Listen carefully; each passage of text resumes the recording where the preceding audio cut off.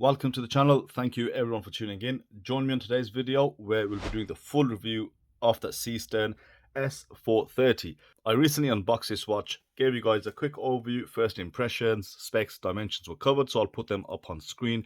We don't need to talk about them now. Then now it's time for feedback. I've had this watch for a few days. I've really got to know it quite well. And now we're going to go through pros and cons. But I'm going to use some of your feedback because I always request your feedback at the back end of every watch review. And I had very mixed opinions about this watch. So with regards to this review, I'm going to go through the pros and cons. And we'll address the cons first and using your feedback in the comment section. So this watch has been out.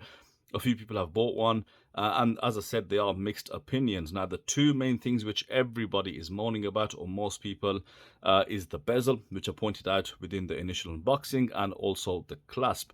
Yeah, and more so, people are moaning about the clasp more than the bezel. Now, that's due to that awful gap that you see there. Now, that is kind of normal due to the style of clasp. I mean, every clasp I've got that's like this, you do have a bit of a gap, although not as pronounced as this. Totally agree with that. But this one is quite large, and that's due to, a couple of things in my opinion. The first thing is the hole that you see here is just a bit too low. You've got quite a large gap there. And the second thing is, I think I've seen it on some watches where you've got this hinge point here. This actual piece, usually it's slightly dipped, curved in, to make sure the clasp does kind of sit a bit closer to that bracelet. However, that has already been addressed by Seestern. I'll show you guys a picture straight from Seestern, and this is the newer clasp, the newer edition, and you can see they've got an additional hole there, which will make the clasp sit much closer to the bracelet. Now, my main issue isn't actually with that, it's with the whole style of clasp. I would have much preferred a dive watch clasp, and I don't understand why one was not used, because we've seen the previous models, so the new ones from Seestern and Suguess, they've got a dive watch clasp there, so I don't know why they wouldn't just kind of copy that in a full titanium version, because that had also the ratchet extension, and which would have been much better. So I don't know why they've gone for this class, because, and correct me if I'm wrong, I'm sure the original Pelagos also uses a driving clasp. So this just boggles me. I'm not sure why a full diving clasp wasn't incorporated in this. Definitely would have liked to see that. But I mean, the clasp design is quite nice. I like the logo, the text, everything else. Obviously the gap is the issue, but which has been addressed. Now that's a running change they've brought in, because this is fully limited edition. Once this sells out, there will be no more of these. And the other issue was the bezel being just a bit light. I mean, the bezel is actually okay in terms of all the clicks. They're fully present, it's fully aligned, there's no play in the bezel, there's no movement, it's just coming across as a touch light. Now, since I've unboxed it, the bezel has worn in slightly. The clicks are not as rough, they're just a bit smoother now. However, it still is quite light, and Seestern again have said they have addressed that issue now. They've tightened up the bezel slightly, and again a running change in line with what they have already. So those two issues have been addressed. Now let's move on to the pros. Now the main thing with regards to the pros about this watch is that execution on this dial and that bezel. Absolutely love what they've done. I believe they've really captured that look from the original one. You've got quite a subtle sunburst on the dial, with this sort of sun ray outwards pattern on that ceramic insert. Of course, it's not to everyone's taste, but for me, I do really like it. It does really break up that bezel and that dial. And rather than having a flat black bezel, you've got a bit of texture on there, and it does look really good outdoors. So that execution is excellent. Second to that, in terms of the chapter ring, all the hour markers, I mean, these are 3D hour markers, nice and chunky. You've got a really bold outline on the handset, so everything is really visible, and very legible, and perfectly aligned. So all those things are all pluses.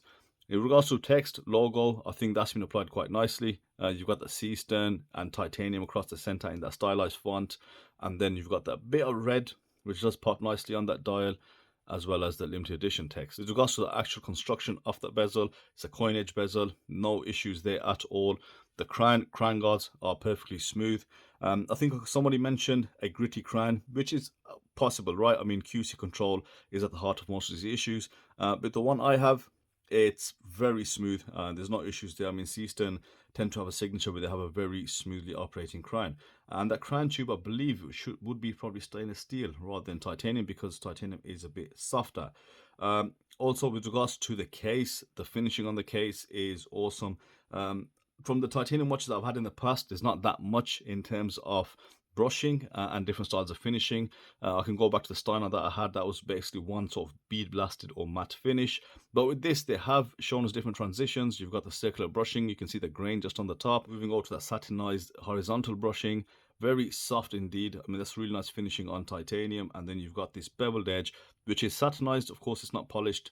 But yeah, very nice feature there, and a very premium case. No sharp edges to the case. It's got your usual screw down case back. Nothing on the case back as well, fully sterile.